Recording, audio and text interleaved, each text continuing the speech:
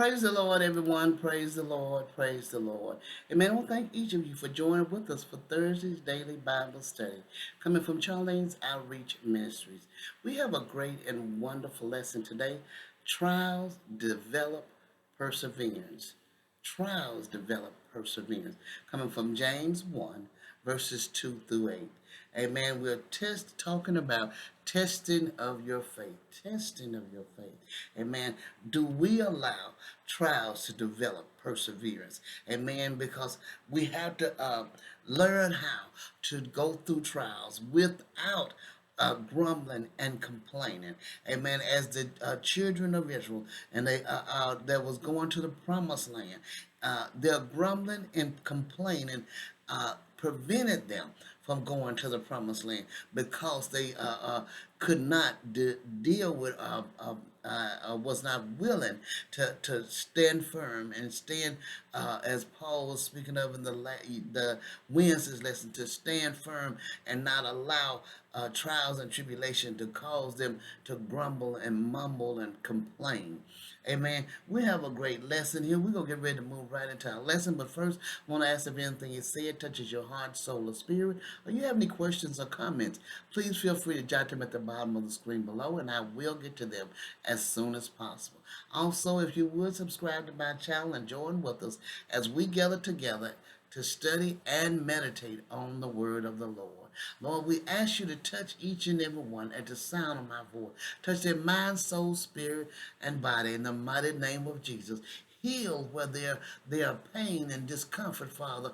Give consolation for those that's having problems in thoughts and in attitude, Father. Strengthen us where we are weak at in the mighty name of Jesus. Lord, we know you can and we know you will in the mighty name of Jesus. We thank you, Father, for healing each and every one that is dealing with any type of sickness in the mighty name of Jesus. As you said, by your stripes we are healed. And it's not just a physical healing, it's also spiritual and mental healing, Father. We thank you for it in Jesus' name. Lord, we give you the honor, the glory, and the praise in the mighty name of Jesus. Lord, as we go forth to study your word, we thank you that you open our eyes that we see, our ears that we hear, and you give us wisdom, knowledge, and understanding from on high as we study your word. In Jesus' name we pray. Amen. All right, moving right into our lesson. Trials develop perseverance. Trials develop perseverance. Coming from James 1, verses 2 through 8. Testing of your faith. The scripture lesson text read, "Count it all joy, my brothers, when you meet trials of various kinds. For you know that the testing of your faith produces steadfastness, and let steadfastness have its full effect, that you may be perfect and complete, lacking in nothing.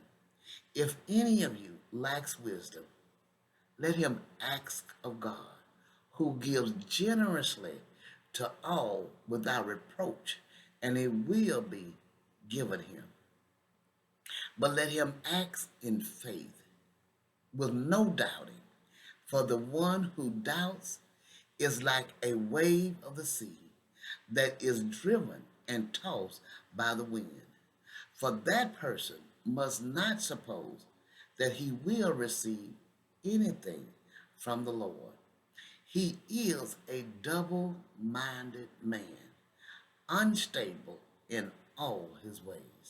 Powerful lesson, powerful lesson. Every time I hear that passage of scripture, it is a eye opener for us. Amen. An eye opener to remind us that we have to be steadfast in God. Amen. As we get ready, we're going to move right into discussing our lesson. The second verse says, "Count it all joy, my brothers, when you meet trials of various kinds." As we see, James deals with the subject of temptation, that which all of us deals with. He uses the word in two different senses in verse 2 to 12. The temptations are what we might call holy trials or problems which are sent from God and which test the reality of our faith and produce likeness to Christ. In verses 13 to 17, on the other hand, the subject is unholy temptation, which come from within and which lead to sin.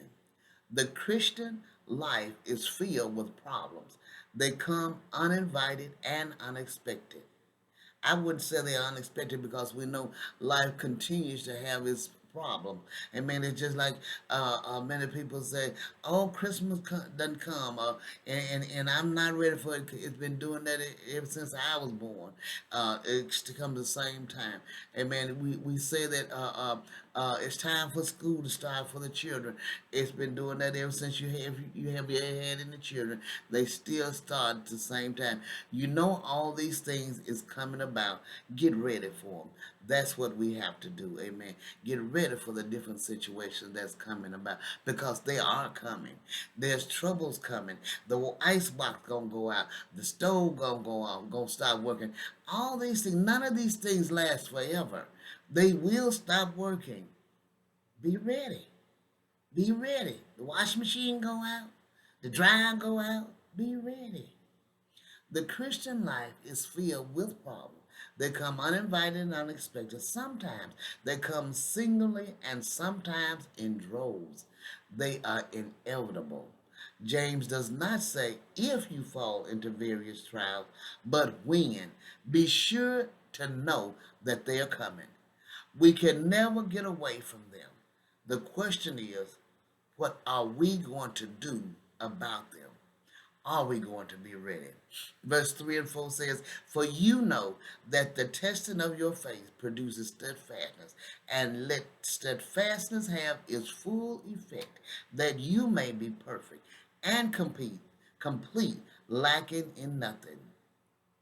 As James is saying, he speaks of the testing of your faith. He pictures faith as a precious metal which is being tried by the assayer God to see if it is genuine, if it is ready, if it is able to withstand the temptation of Satan.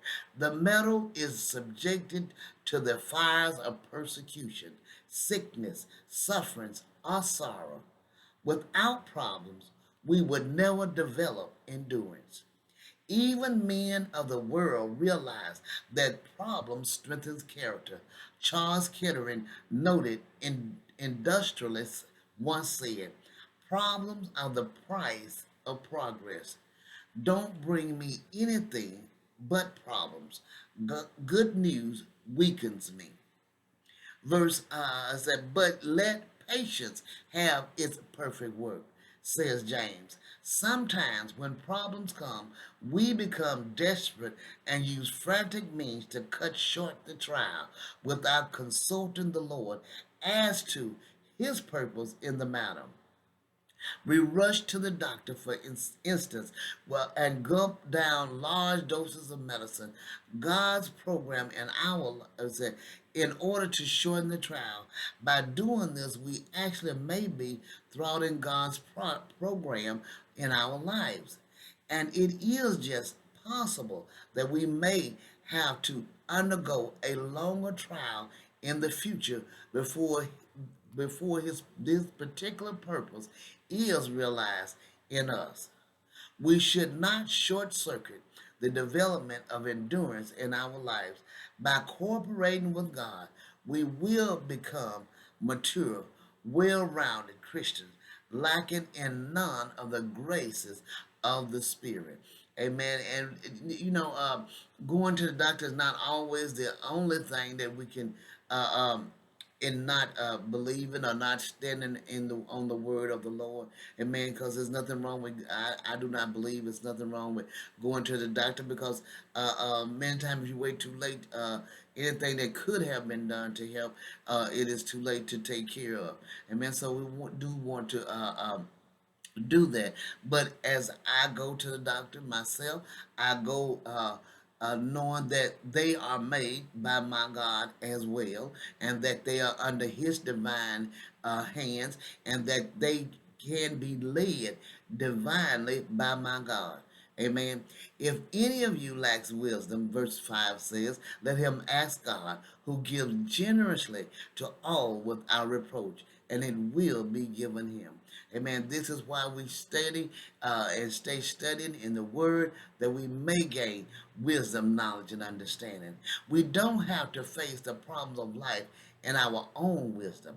If in the time of trial we lack spiritual insight, we should go to God and tell Him all about our perplexities and ignorance. All who are thus exercised to find God's purpose in the trials will be liberally rewarded, and they need not worry that God will scold them either. He is pleased when we are teachable and tractable. We all lack wisdom in some form or another. The Bible does not give specific answers to the innumerable problems that arise in life. It does not solve problems in so many words, but God's Word does give us general principles. We must apply these principles to the problems as they arise day by day. That is why we need wisdom. Spiritual wisdom is the practical application of our Lord's teaching to our everyday situations. Verses 6 through 8 says, "But let him act in faith, with no doubting, for the one who doubts is like a wave of the sea that is driven and tossed by wind. For that person must not suppose that he will receive anything from the Lord. He is a double-minded man, unstable in all his ways." As we see, we must approach God in faith with no doubting. We must believe He loves us and cares for us, and that nothing is impossible with Him. If we doubt His goodness and His power, we will have no stability in time of trouble. One minute we might be resting calmly on His promises, but the next we will feel that God has forgotten to be kind. We will be like the surge of the sea, rising to great heights, then falling back into valleys, troubled and tossed. God is not honored by the kind of faith that alternates between optimism and pessimism. He does not give divine insight to such vacillating, unstable men. In verse 5 to 8, the source of wisdom is God. It is obtained by prayer. It is available to everyone. And as we study the Word, we are also given wisdom, knowledge, and understanding. It is given liberally and without reproach. The crucial condition is that we act in faith with no doubting. Amen, amen. Such a powerful lesson reminding us that we must ask in faith. Amen. Knowing that everything that we receive from God is in faith. Amen. I pray you meditate on this wonderful lesson and have a blessed day.